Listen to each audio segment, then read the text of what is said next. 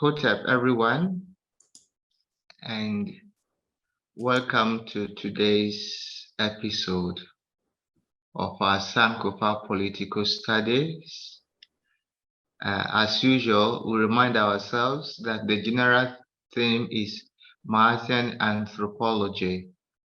And just because in our previous lesson, we had a bit of problem with the connection, I will touch a bit of what we did. We made mention of pharaonic Egypt, clarifying that this is the Egypt we are referring to, the dynastic Egypt, which had Black people as the indigenous inhabitants of Egypt. And we also made mention about the cultural unity of Africa, saying that though we have different expressions, the core elements of what we believe can be seen in the different expressions across African cultures. So Africans have a common origin, we share a common historical cultural identity, and we draw from the same matrix of civilization, which is the Egyptian civilization. Now, we also mentioned that the current majority of the people who are in Egypt today, they are not indigenous to that place. They are actually from the Arab extraction, because they were the last to occupy and dominate that place in the year 30 before Christ. Actually, it was in the year 639 after Christ. In the year 30, it was occupied by the Roman Empire and the Byzantine Empire. Now, also in our previous lesson, we presented the major themes of the chapter 6, the book which we are using, and we said that the first of these themes is the divine images of human. That is what I am requested and asked to present. Last week, we saw the first part of this subdivision of the divine images of human. Under it, we saw the pharaonic divinity and divine filiation. Today's lecture, we shall continue the subheadings under the divine images of human, and these are shared essence, IRT Mira, which is imitatio Dei, and sum natur, imago Dei. So these are the three elements we shall focus on today. So the first which we are looking at today is shared essence. We remind ourselves of the foundational premise, which is that the Martian conception of the human person begins with the proposition that human beings are the images of God. Last week, we saw divine filiation, which means that people are sons and daughters of Ra, God, that we have seen already. Focusing on shared essence today, this is the second conceptual pillar in the divine images. And this evolution is both an ontological principle, which is from the creation narrative, as well as the doctrine of divine filiation. The creator, what we mean by that is, the creator is both the efficient and material cause of creation. This is a very deep concept and very beautiful at the same time. The creator is both the efficient and material cause of creation. Not only that we are created by God, not only that the whole of creation is caused by God, but the whole of creation has something of God in it, according to different degrees. But here we are focusing on the anthropological nature, which has divinity within it. But the implication of this, however, is that even other things in creation are also a reflection of God. they have something of divinity in it. That is why sometimes, oftentimes actually, when we see our people, those who are well attuned with our spirituality, make a special reverence and respect, give respect to things in nature, we might think that they are just worshiping those things. But actually, what they are doing is recognizing where they come from and giving reverence to the creator who made those things to come into being. The Martian ontology, therefore, is about unity of being, which means we are united as beings with a bigger being, which is Ra, our creator. But we are also a continuity of that same being, and we share his essence. We are united with God. We are a continuity of God in a way, and we share his divine essence. But let us make it very clear here. That does not mean that we are necessarily at the same level with God, because we did not create ourselves. God created us. But what this is just telling us is that there is something of God which is very special in us. And this shared essence consists of the transmission of Ka. Ka is the Kemetic African concept of the transmission of divine nature, your spirit, your spirit.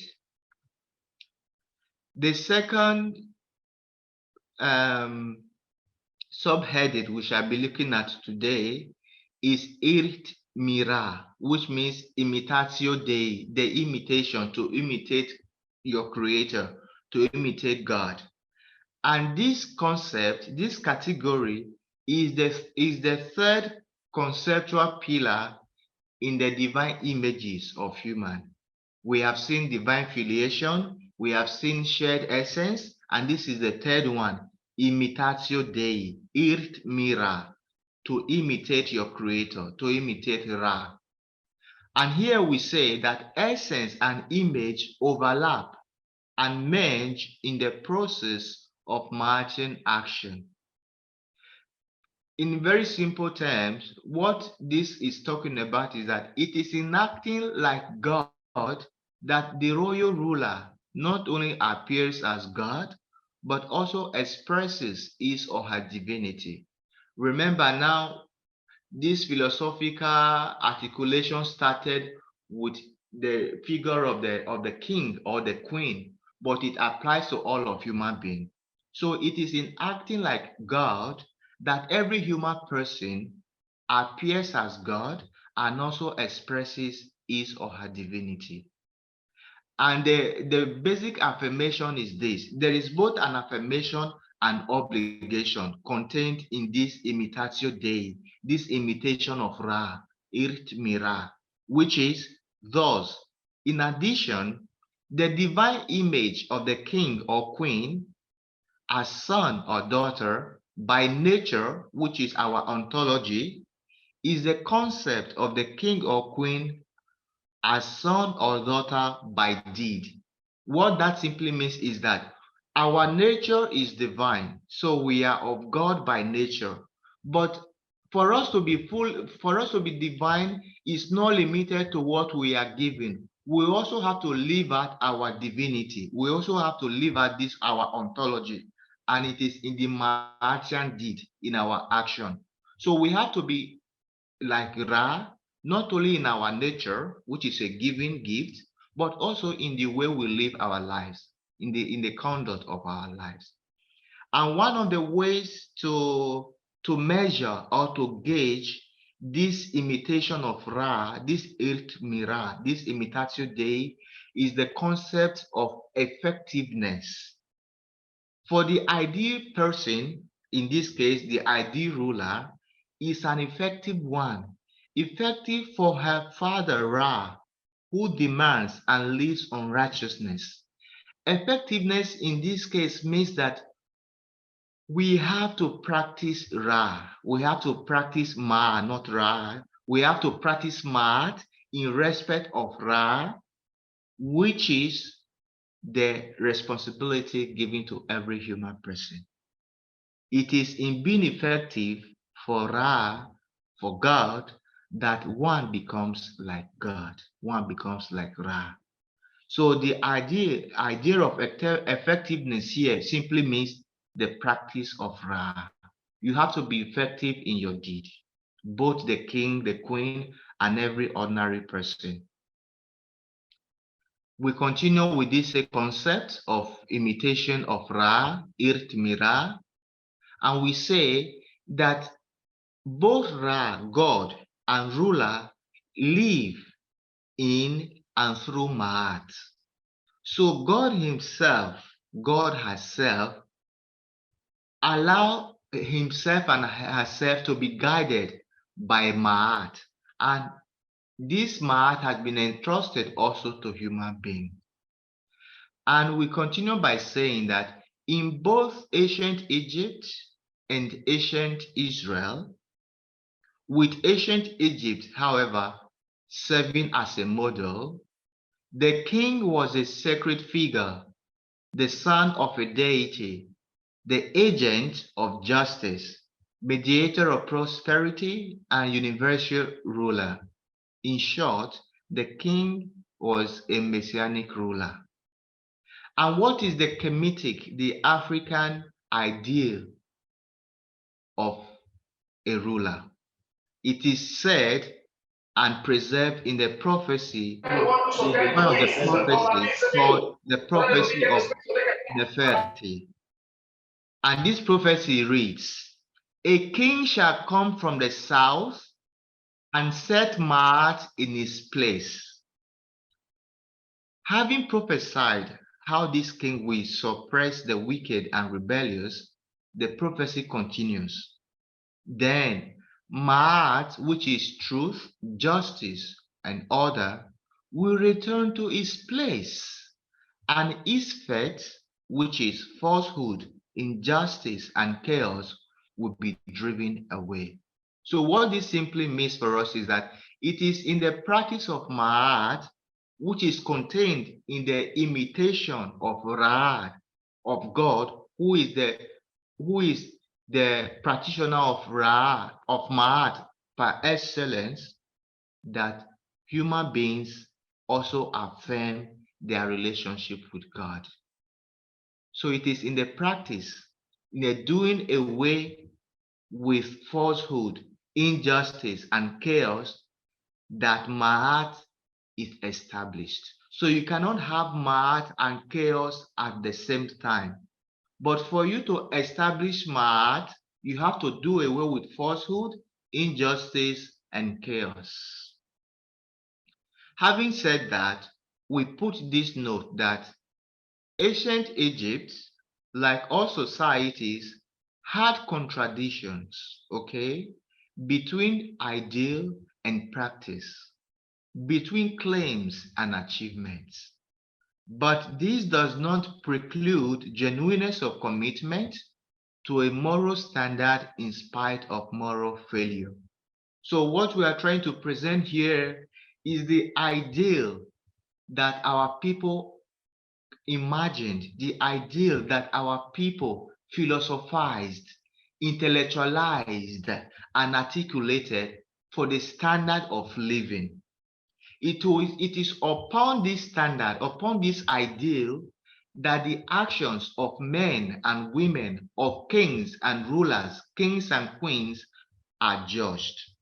But along the history of our African development and evolution, there were people who were very high in keeping Ma'at. There were people who were a bit low. But that does not reduce the fact that this is the standard that the African judges himself with. And we come to another concept, which is soon natal. And this is Imago Dei, image of God. The one we saw before is imitation of Ra, imitation of God. This is the image of God. And it is the fourth and final conceptual pillar when we are looking at the divine images of humans. We have seen divine filiation, we have seen shared essence, we are seeing imitation of Ra, and finally now we are looking at the image of Ra, imago Dei, image of God. And we reaffirm again that it was first a general anthropological understanding, then a distinct term used for the king and queen. But it first applied to human beings, every human person in general. And this concept has its importance in this manner. The importance of this concept includes this. First, the fact that our people, our ancestors, conceived of a notion that is inclusive, an inclusive concept, without regard to distinctions of nationality, class, or sex. What that simply means is that for our people, for our ancestors, when they came up with this idea, this concept of the image of God, they did not limit it to themselves. They did not limit it only to the king. They did not limit it only to Africans. It was their way of seeing human beings in general. Okay, so it is an inclusive concept without any discrimination. It is also the oldest expression of this concept in world literature. So it means anywhere you find this concept in the world, at least as has been proven, the first to articulate this concept were Africans, that human beings are images of God. Most of the world's popular and famous religions today also got their inspiration from this affirmation and from this ancient African declaration. It is important in that it precedes royal imago Dei, as we said before. It is true that when they are articulating it, they now begin to think of the king and the queen because they are the first custodians of Ma'at. They are the first custodians of justice, harmony, and order. But this idea of imago Dei, of image of God, comes even before it is applied to this specific category of people in the society, the kings and the queens and the rulers. But first, it applies to everybody. And finally, last and not least, this concept is the spiritual and ethical grounding for concepts of the sacredness of life, human dignity, and human moral responsibility for Martian action. What we are simply saying here is that this concept is the foundation upon which African spirituality is built. African ethical and moral principles are derived from this. And it is upon this notion also that the sacredness of life, the human dignity, and the human responsibility to practice Ma'at is based. So all the concepts are important, but in a way, this is like the core of it because it has a lot of implications, both moral, spiritual, and otherwise. Therefore, the image of God, the image of Ra, Sunneto, is the center of the Ma'atan understanding of what it means to be human. When you ask a real African, according to our old understanding of things, what does it mean to be human? Who is a human being? Human being is that created in the image and likeness of God, invited to share in the essence of the divinity. In synthesis, now this synthesis I'm about to give is not only about the lecture of today, but it is about what we have done so far, about the divine images of person. So far, what we have been able to achieve is this. We have been able to look at the divine images of the humans according to African understanding, ancient African understanding. And we have said that these divine images of humans are articulated in 4 conceptual categories. The first category is what our ancestors called divine filiation, which means people, human beings, are sons and daughters of God. The second notion is shared essence. What does that mean? It means that human beings share the divine essence. They have something of divinity in them. But this also has wider applications. Here we are talking about human beings, but in general, creation is seen as something that comes from God, and every little thing in creation has something of divine to be respected. But human beings, in a way, have the most among created things. The third is imitatio Dei, which is the imitation of Ra, the imitation of God. And that means we have to celebrate our nature. We have to celebrate our ontology by our action, through our deeds, which is the practice of Ma'at. This is where our essence, our being, and our doings, they come together. So we are not only in the image of God because we are created by God, but we are also in the image of God because we act like God, because we are loving, because we are harmonized, because we are in unity with one another, with ourselves, with God, and with nature, because we are people of order. And the fourth and last concept in the divine images of humans, according to the African understanding, is Imago Dei, which is all human beings, the whole of humanity are images of God. All people are images of God. And we said that this concept is an original African contribution to the world.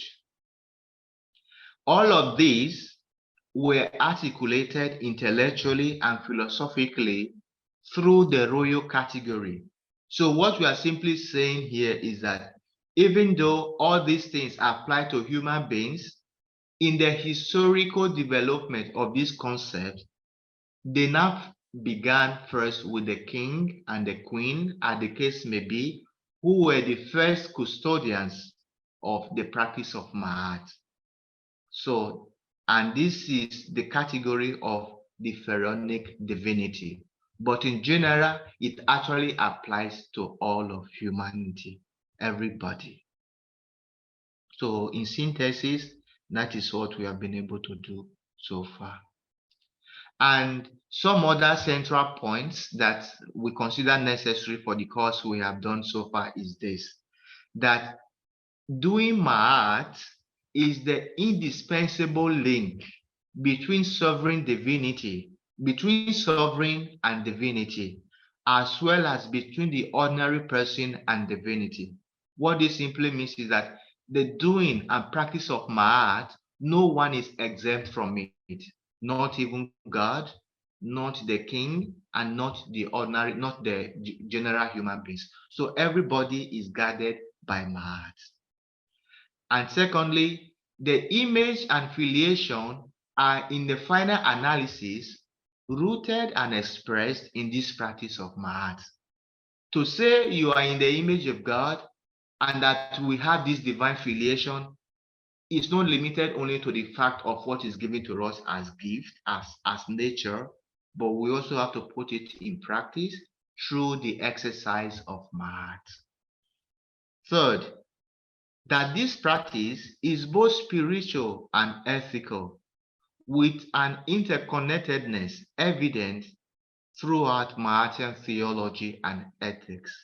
What this means, therefore, is that this understanding forms the basis for our spiritual practice and our ethical regulations and guidance, and also informed the Mahathian theology and ethics.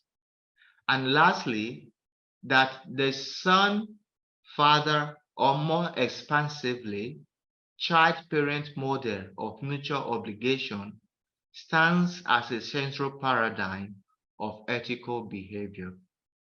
One of the implications or ways to understand this last point is this, that the relationship between created beings and Ra and God, the relationship between those who are being guided and the kings and the queens is based upon this mutual obligation. Whether you are the one being guided or you are the one doing the guiding, you are bound by the same obligation of the practice of Mahat. So both God, who is the originator of Mahat, is guided by Mahat. The kings and the queens, who are the first authoritative custodians of Mahat, which is order, harmony, and balance, are guided by Mahat. But also, every human being, every human person is also guided by Mahat. So there is this mutual relationship. Therefore, in the African concept and understanding, the king or queen is never to lord it over the people, but to be a loving and an exemplary custodian of the practice of Mahat. Okay, these are some of the central points covered in what we have seen so far. And I would like to conclude this presentation on the divine images of humans with a quote I gave during our first lesson when we were introducing this course this year. This is a quote from our author, Maulana Karenga, where he says that it is our duty to know our past and honor it, to engage our present and improve it, and to imagine a whole new future and forge it in the most ethical, effective, and expansive way. And I think what we have done so far and we continue to do is a way of knowing and honoring our past.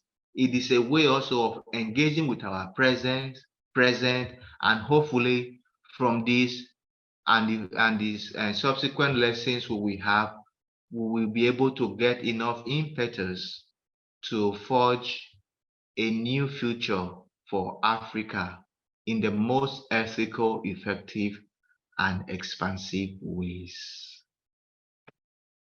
Obulu, asante sana, osiopupo. Thank you. Time for questions. We have the first question coming from Zoom user. So you can ask your question now. Oh, thank you. I'm so sorry.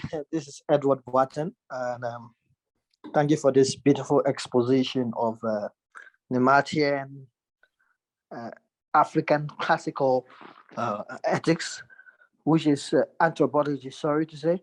And then, but this is a beautiful exposition, I must admit. Thank you, dear Father. I have one question to raise, and this interrogative is one that is very serious in our time today. Looking at the problem of globalization and upbringing in our time, can we say the issue of father, because I saw the father son relationship or the parent stuff relationship, can we say there is a kind of there is a disconnection, there's a gap, there's a loop in this kind of relationship in our time? What is lacking? What was there before that is not there today? Thank you for your question. My contribution to that question, in a way, by way of answering, may not necessarily exhaust all there is to say, but I would say that it is precisely the departure from this classical understanding and the loss of these notions in a way that account for what we are experiencing today. So when we live in a world of so much imitation, without recognizing who we are and where we are coming from, we are bound to be like a lost ship in the deep ocean. I think this is one of the things. But even besides that, it is also good to acknowledge that also in the ancient times, perhaps there were people who were not always up to the standard that was set. So I don't think the problem is recent. I don't think it is new. Maybe it has become so very widespread today because of a lot of influences.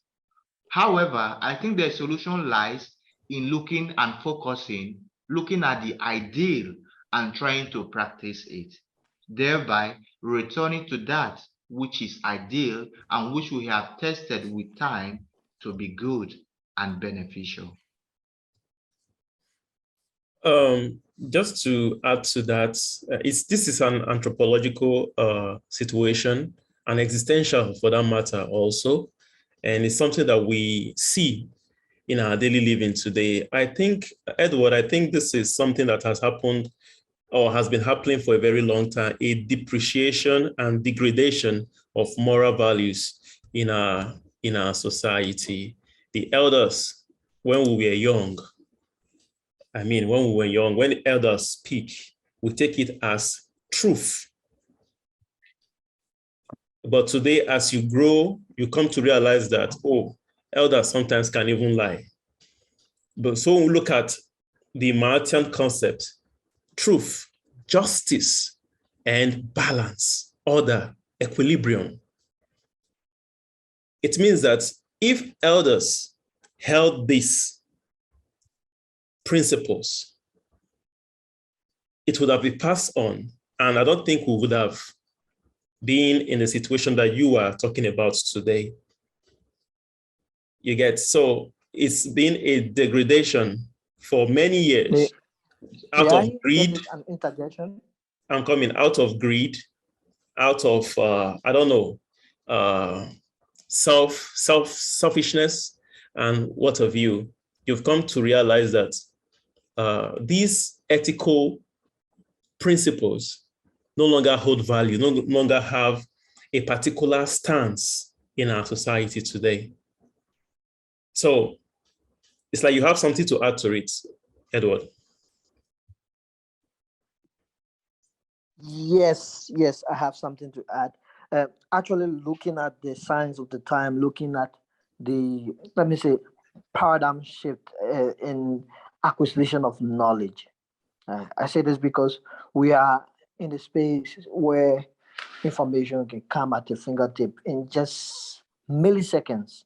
So you'll find a child of 12, 13, 14, 15 years with a lot of information than even his adults. So how do we look at the future in terms of this growing sense of people having been exposed to a lot of information, even more than people who they are to look up to. I think it is one thing that is actually bringing the gap. So instead of you relying on the elders, they in turn rely on you more. For example, entering into the technical digital age, we see a confused, let's say, most of the adults from the late 20th, 19th, 20th centuries who are still here with us. They are confused between, fitting into the new system and the old system. So you see them coming back to their children, showed me the way, going around with information, going around with technology. So I think it has contributed a lot to the problematic we are faced with at the moment. I don't know if it is going to be repaired anytime soon. I just feel that the gap is going to continuously widen, with the signs of time. That is my take on this. Thank you. We have Ben Mario Jasmine. Because of time, I wouldn't want us to prolong this discussion because I have an alternative view to that of Edward. But let's continue. Ben Mario Jasmine, you can begin. Okay. Thank you very much. I was trying to, get more clarifications, because we are born to understand that God created everything that has been in existence. All things that has been existing was created by God. Now, how come now that God itself is being controlled or is not being left out with this math or Martian anthropology or something like that? So I'm trying to understand how God itself is not being left out with this concept of math. That is a beautiful question. Thank you. And I believe, is there anyone who would like to answer?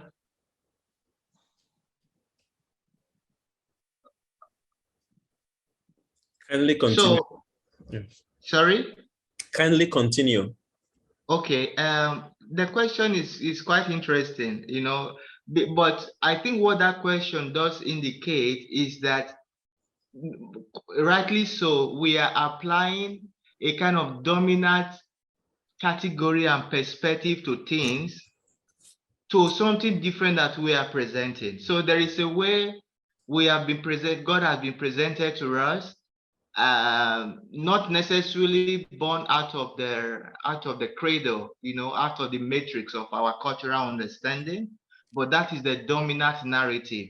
So when something new is introduced, it is very natural that we have this kind of doubt and questions. But it shouldn't be very difficult for us to understand. For instance, when we say that God created in love, it also means that God is guided by love. I don't know what faith you practice, but whatever that faith is, at least the major faith, for instance, they promote this idea that God is love. People are supposed to be loving the way God is loving. God created us out of love, but even God is bounded by love. That was why he created us also. So analogically, using this same process, when we say God is the one who created everything, math is not a thing that is created. Math is like a principle. So you can look at math as love, but only that in math there is love, there is justice, there is order, there is harmony.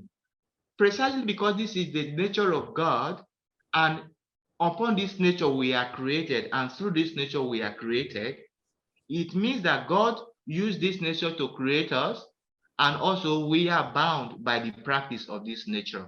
I do hope that this idea of God being the creator of human beings out of love can help you to understand the perspective better.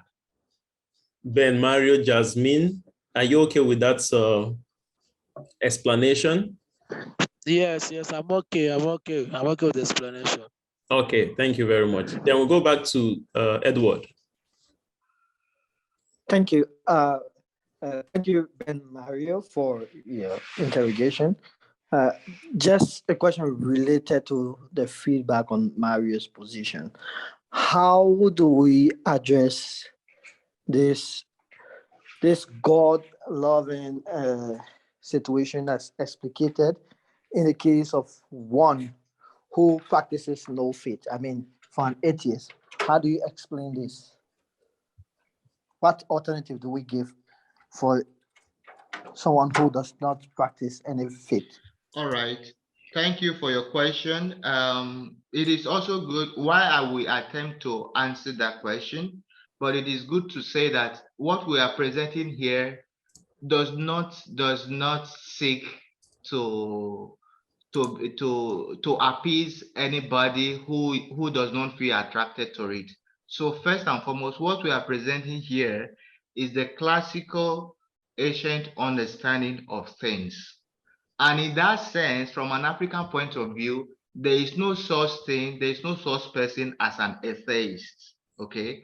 Perhaps the question now is how to engage with the contemporary realities of today. But it is good to put the things to distinguish between both. That for an African concept, there is no such person as an atheist, because the idea of God is pervasive, is everywhere. Okay, so that is the first thing. And therefore, if you happen to meet someone, I think, who professes to be an atheist, I think our intention should not be to convince that person or to convert that person. African spirituality does not engage in proselytism. Okay, we don't force people to be converted, but you offer the value and the beauties that you have. So you attract them by how you live your life. This is one of the ways we can look at it. I believe there might be other ways. But I think from an African point of view, first of all, the idea of an atheist is redundant. I mean, it's a contradiction. A human being atheist is a contradiction.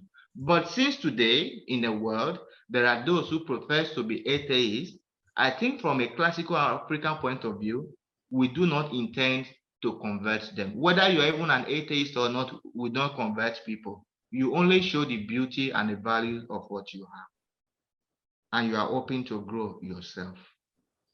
Oh wow, this is a beautiful position on it, and I thank you for this submission. This is really really convincing. Thank you very much. So thank you, Edward, and thank you, Isaac. Any other questions or clarifications to be made on this? Yeah, if there are none, first of all, I want to really thank Father Isaac, Father Oseromore Oko. Oseromore means it's God that brings child. So thank you very much for this wonderful explanation, explication, presentation of the divine images of the humans. That is the African understanding of themselves as being divine filiation, sons and daughters of Ra, sons and daughters of God, and all the explanations that you have given to make us understand who we are as Africans. Because this conception, even if today many of us are lost, or rather not lost, or do not know about it, does not stop us from being this, actually. So that you know about it becomes even an added advantage to you, to every one of us. I want to really thank Father Isaac, Father Oseromore, for this wonderful presentation. Yeah, the slides are there. So we'll put the link of the website where you can find them. So you can go there and download them or make research, use them for your research work and other things that you want to use them for. So one last question that we normally, it's actually a tradition. One last question, and this question goes to the presenter. Okay, now we have Temi Ann. Temi Ann has a question. Please go on with your question, Temi. Anna. Okay. Good evening, everyone, and thanks for the presentation, Padre. Actually, I might not really know how to put the question down. Probably someone can help me out. But the question is, if, like so far, the explanation who we are, image and likeness of God, and so I just want to confirm, how should I put it now? Our ancient grandfathers, do they know who they are? And if yes, then why do they give room for colonization? You said you didn't know how to put a question, but you put it so beautifully. There is no better articulation for that question. Oh, Thank you. okay. Thank you. Yeah, thank you for that question. If they knew who they were, why did they allow room? Why did they give room for colonization? Actually, from my understanding, through research and engagement and encounter with people who are more knowledgeable than myself, I think that it is precisely this benign, it is precisely this divine nature that African people held so highly that actually made us so susceptible, so exposed to be attacked. Because in our ancient classical understanding, this idea of violence, this idea of war, this idea of hatred and combatment, it wasn't there. Why? Because we were formed under the practice of Ma'at, justice, order, harmony, unity, living peacefully. So I think that we did not allow colonialism or colonization because we wanted it, but because we try to be as much as possible to be godlike. People came from other climes, from other environments with very violent and then inhuman understanding of reality and attacked us. So because we had not trained ourselves in the art of war, because we didn't need war, we needed to live peacefully. So just to put it in this way, we became victims because we tried to be childlike, we tried to be godlike. Just the way we are told that the figure upon whom the African notion is formed, this idea of Isis, Osiris, and Horus, how Osiris was killed by his brother. Why was Osiris killed? Because he was a good person. So the answer to your question is, very well, our ancestors knew who they were, but precisely because they knew who they were, they did not need to fight. They did not need to engage in the act of war and conflict. And so that explains one of the reasons why we were attacked. And secondly, when we were being attacked, I learned recently from one of my professors, since people who came from other climates were more used to fighting things, fighting nature, because their lands were not fertile. So they had already grown in this act, of violence, much more advanced than the African person, because it was not in our practice. So by the time they came, we had a more superior understanding of the human person, for sure, but they had a more superior and sophisticated weaponry to attack us in terms of, technology of arms to fight. That is what happened. I don't know if it makes sense to you. Just to add something to that, I think also their preoccupation, as you said, was not war, was their perfection. And this particular aspect, we shall begin from next year. I mean, the course will continue. Today we'll end a particular block of it, which we end today, I think on the 11th of January, by God's willing. Every one of us will be here. On the 11th of January, we shall begin the other block. And that has to do with the perfectibility of the humans and how the ancient Egyptians, our forefathers, conceived themselves as being people who were pursuing perfection. So if you are pursuing perfection, if you are striving to be a good person, act in a good way, I don't think you'll be thinking of how you want to kill your brother or collect what does not belong to you, or, take what does not belong to you, or create war. That will not be your preoccupation. So exactly what Father Osero More said, that they knew about themselves as Africans or as human beings, but these people that came, due to the different situations they found themselves in their climate, especially because we also need to understand the climate reality that they went through. And so harsh, they had to fight for everything. They have to survive. And that's in that art of surviving, they went through a lot of difficulties, which made them to become violent in nature, in psychology, in everything. So everything must be taken by force and all that. Came to Africa, met these people who were so docile, and they impounded all these things on them. Now, if you know the history of the Australians, there was a documentary I was seeing, And when the British invaded them, the narrator was saying that the people did not actually by the way, these Australians we are talking about, they were Black people actually. And the narrator was saying that the people did not know what it means to be killed by another human being. So when the British came with so much arms and guns and what have you, they did not run away. They didn't know what it was. They were just looking and they were killing them. They were just looking at them like, okay, they didn't understand. You get? Because that was not their preoccupation. But we know better now. Thank you. Any other question or clarification?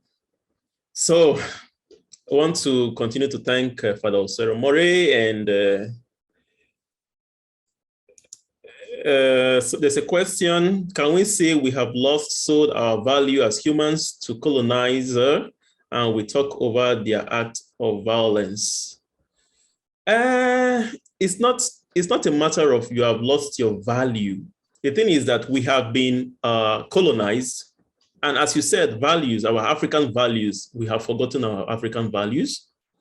And that is why we are having this course that we are doing now to take us back to them. And if as a human being, believe in these values, believe that these values can actually make you a good person, you within yourself, then take it. Just like Father Osero Mori was saying, it's not here to convert you, to make you something that you are not. But if it is okay with you, good, these values are presented. If you feel as a human being that, oh, if I practice these values, I would have a unified being in me, not any other person, yourself, you, because that is where it all begins from. The person that's within me, there is a unity, there is order. Then take it, make use of it. So it's not actually to create a kind of a congregation of people who will now, it's the individual, the individual.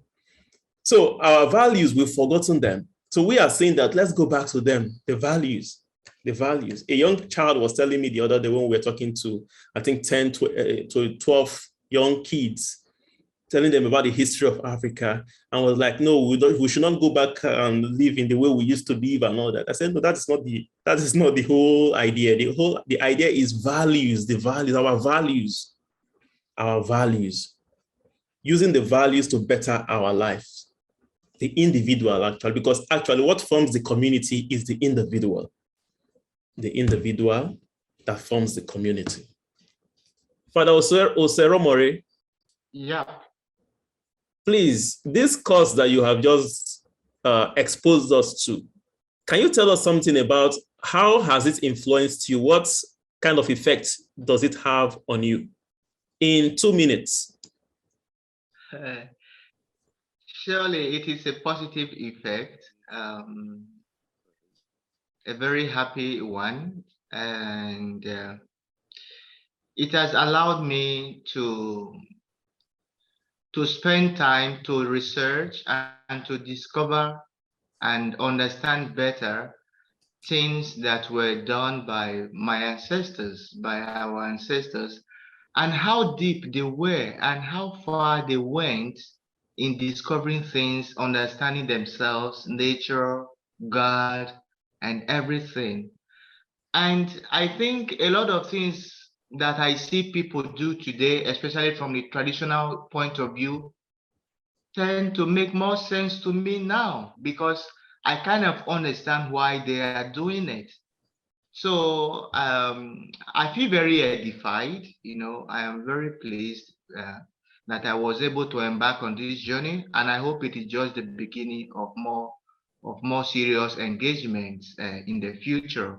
One of the things I will share with you, for instance, is the fact that even though now we are focusing on the human understanding as being created in the image of God, one of the things we often observe on the continent of Africa when people are practicing their spirituality is trying to look for a totem and give special attention to that totem. When you want to cut a tree, you see somebody talking to a tree, and then somebody will name this animism. Now, the fact that an African recognizes that everything has a spirit is even something that the whole world is beginning to rediscover today.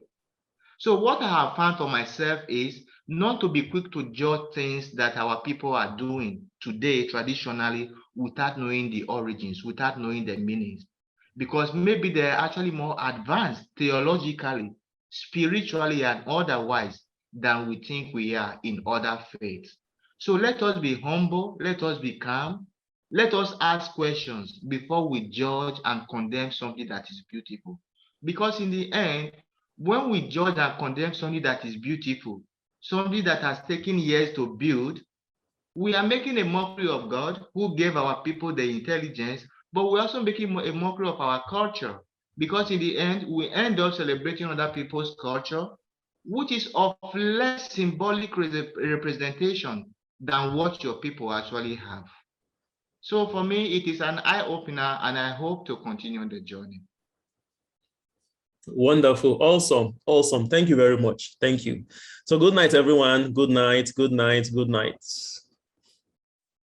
Good night. Hotep. Good night. Hotep. Thanks. Profeta Uncle you. Isako. Buonanotte. Buonanotte a tutti. Vedo il mio professore. I see my professor.